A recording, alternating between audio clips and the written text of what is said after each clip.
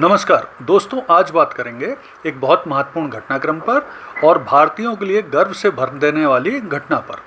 हुआ यह है कि इजराइल में अब स्कूली पाठ्यक्रम में भारतीय सैनिकों की वीर गाथा पढ़ाई जाएगी। तो ये कौन से सैनिक हैं, कौन सी वीर गाथा है, क्यों वो पढ़ाएंगे, आइए पूरा विश्लेषण करते हैं इस वीडियो में।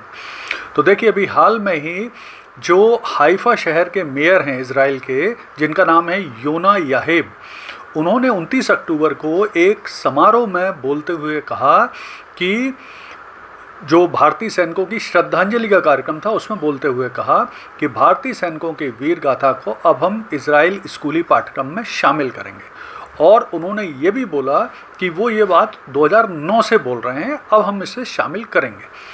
तो ये किस घटना की बात कर रहे हैं? तो उनका कहना है प्रमुख रूप से जो हाइफा शहर है, जो इजराइल का एक प्रमुख बंदरगाह और व्यावसायिक शहर है, उसे स्वतंत्र कराने में भारतीय सैनिकों का महत्वपूर्ण योगदान था फर्स्ट वर्ल्ड वॉर के समय।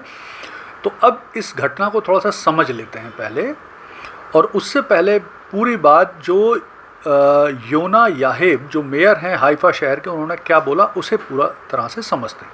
तो योना याहिब बोले कि in every school we are changing the text and saying it wasn't the British but Indian who liberate अस।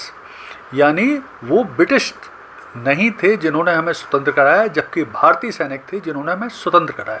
और ये बात कर रहे हैं वो फर्स्ट वर्ल्ड वॉर के समय जो हाइफा बैटल हुआ था।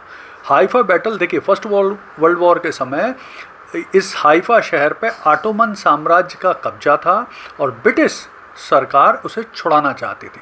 और ब्रिटिश सरकार की तरफ से उस समय लड़ने के लिए ब्रिटिश सरकार ने 3 भारतीय जो सैनिक टुकड़ी हैं, लांसर हैं, उन्हें भेजा था। तो वो कौन सी थी? तो वो थे जोधपुर लांसर, मैसूर लांसर और हैदराबाद लांसर। लांसर मतलब होता है घुड़सवार सैनिक जिनके हाथ में भाले होते हैं। तो इन्हें भेजा गया था और इन्हें नाम दिया गया था इंपीरियल सर्विस केवरली, यानी घुड़सवार सेना। तो ये पहुँचे थे यहाँ हाइफा शहर। और हाइफा शहर चूँकि उस समय जो ऑटोमन साम्राज्य का एक प्रमुख सप्लाई केंद्र था फर्स्ट वर्ल्ड वॉर में, ये पोर्ट भी था, यहाँ रेलवे जंक्शन भी था, और बड़ी संख्या में ऑटोमन साम्राज्य ने यहाँ पर सैनिकों को अपने जमा करके रखा हुआ था। यहाँ पर किला भी था।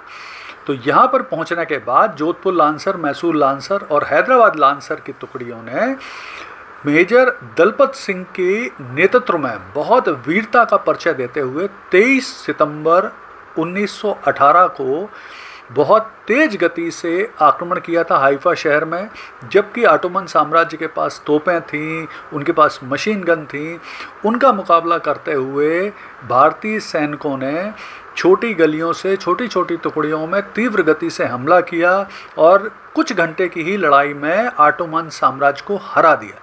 इसे विश्व इतिहास में, भारतीय मिलिट्री के इतिहास में सबसे तेज केवरली चार्ज माना जाता है, जो बहुत ही महत्वपूर्ण माना जाता है। और इसने भारतीय सैनिकों की वीरता को पूरी दुनिया में स्थापित भी किया था। और इसी की याद में इजराइल में 23 सितंबर को हाइफा डे मनाया जाता है, जिसमें श्रद्धांजलि अर्पित की जाती है भारतीय सैनिकों को। भारतीय सैनिकों की वहाँ पे समाधियाँ भी बनी हुई।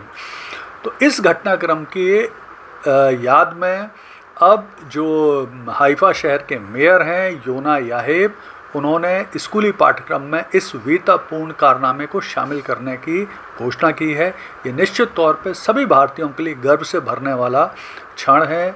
और यहाँ ध्यान रखना आवश्यक है कि भारतीय सैनिकों ने, भले ही वो जैसा योना याहिब ने बोला है कि उन्होंने पूरा एक हिस्टोरिकल शोध किया था इस बारे में, उन्हें एक हिस्टोरिकल शोध से जानकारी मिली थी कि हाइफा शहर को जो स्वतंत्र कराया था उसमें ब्रिटिश सेना का योगदान नहीं था, भारतीय सैनिकों का इम्पोर्टेंट योगदान था। तो ये भी उन्होंने स्पष्ट तौर से वर्णित किया है।